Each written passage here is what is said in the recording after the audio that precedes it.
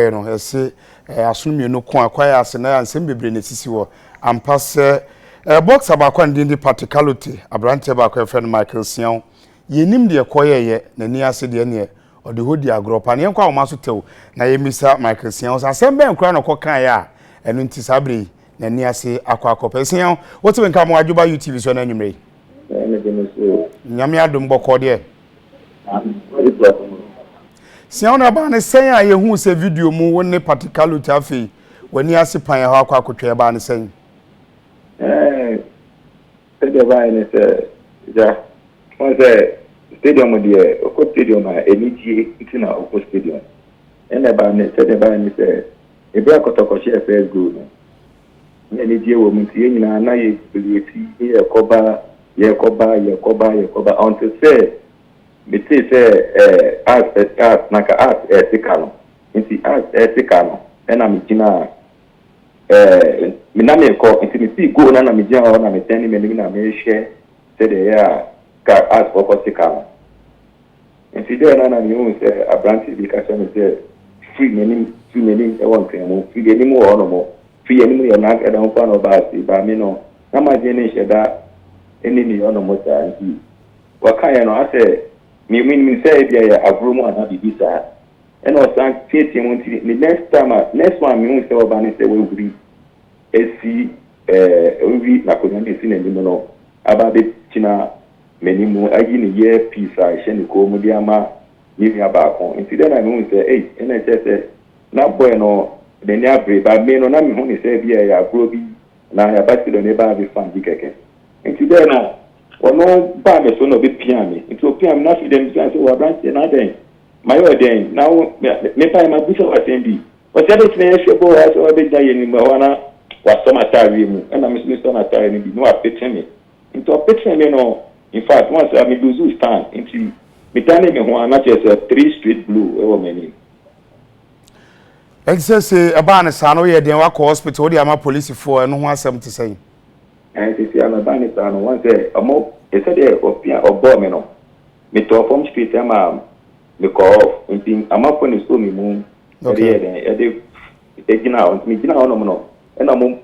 yes no yen ko ambulance no ko titi face because the class no e ye deep na no e din too much inti there no ye ko na fi dem ti amafo say we pray we dey media chauta e dey media bo we ni musa we pray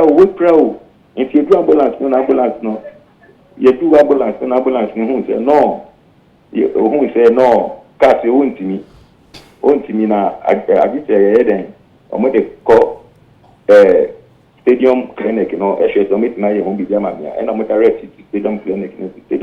no no na ayese me so tete me kakra ehun se die ma grandpa inti na doctor ni bisa me say ka ti ge deep pa ha wonti meet na transfer me apama na de ani pono mi di stadium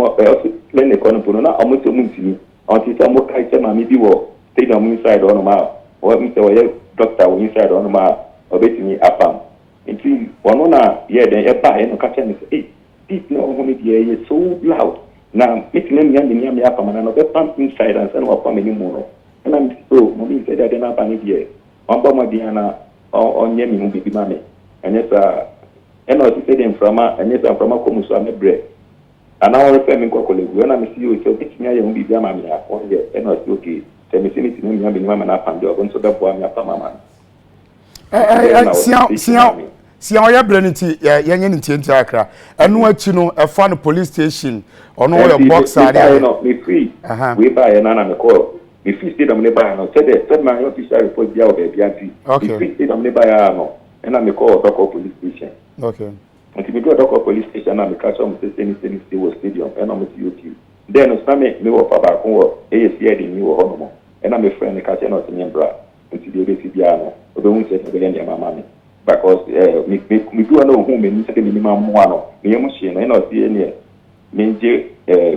police report na me call hospital ni ma na mo san hwe ma me dim na because that and here me there I was so my family but that's my collecting mo sa address here ye ni bia fine ma me report na ma me nti ade achi biem na ye ene no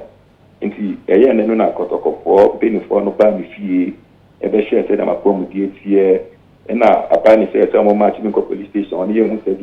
case no continue do police station on say na Kotoko for so at no say omo no enye ho na de ni see e say ye de ko baby a ade ni see anti okay be ni say de fan ko ministry okay into o my rep ni na nya transfer ba ministry somebody ma me ni Kotoko pempe for no nyina e de ko we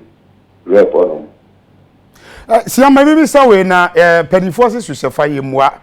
bresem UTV ye benya Allotey na kasa ba bisa se we de sabio wanim a mesre bi bisa se ebra no wani age no na bibi nka wa no asabie bia eye nsa bia na nige na abroso a ebia wonnim de wo ye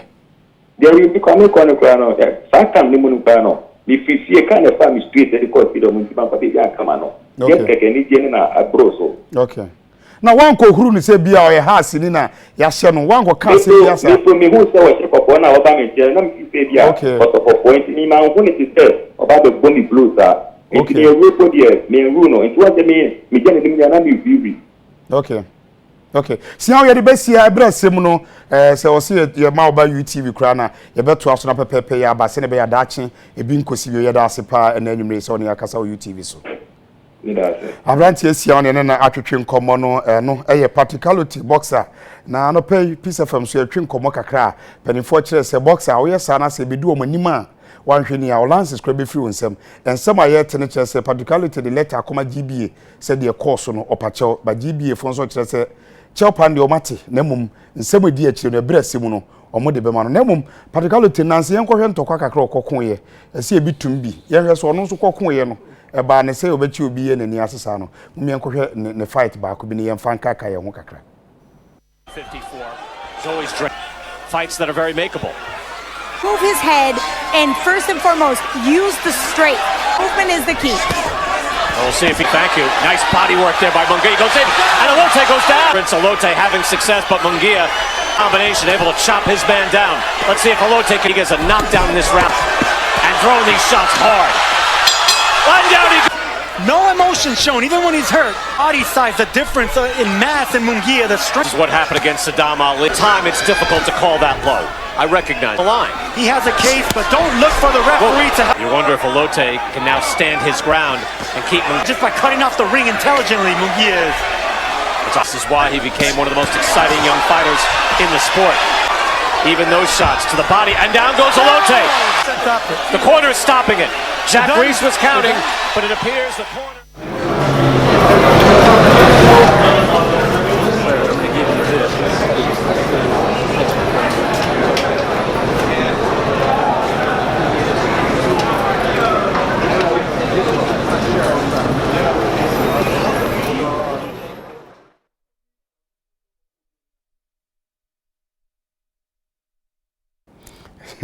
Mame fantini bia ni kuno kuna ye bo na dan for friends e kohwe TV ni ye bo kunu osija na orete o maka wa mam timu se bia na anema no ayete timu se e bitumi bi bade nyina chi no megidi se DSC empanifo de pepepe ye ebeto de koye sanse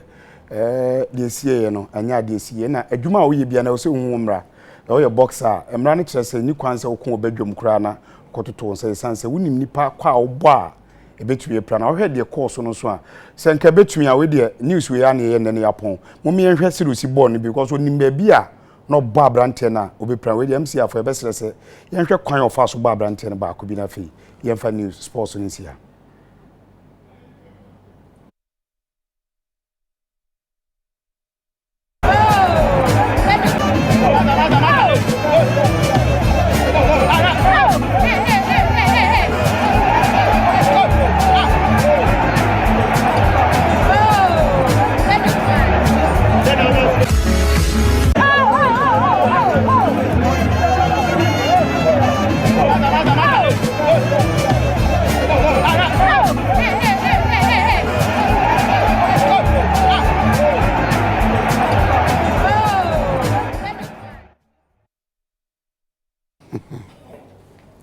ebisa akwa ne so ado wa betrem nipa nyina e body nye pente ne oso kra we nso ne bom ye be sa hwefo se ebi ka se Richard Comey ye be se mistaken identity Richard Comey enyo no na saade no koye eye practicality ono na saasem no kudi yemfa asra ma yabo afo na fi yemfa gudi mu nsem ne nsia ne anwumre na Moses momode ana call be ma benya hoodin be gina na so na prostitute bia hawa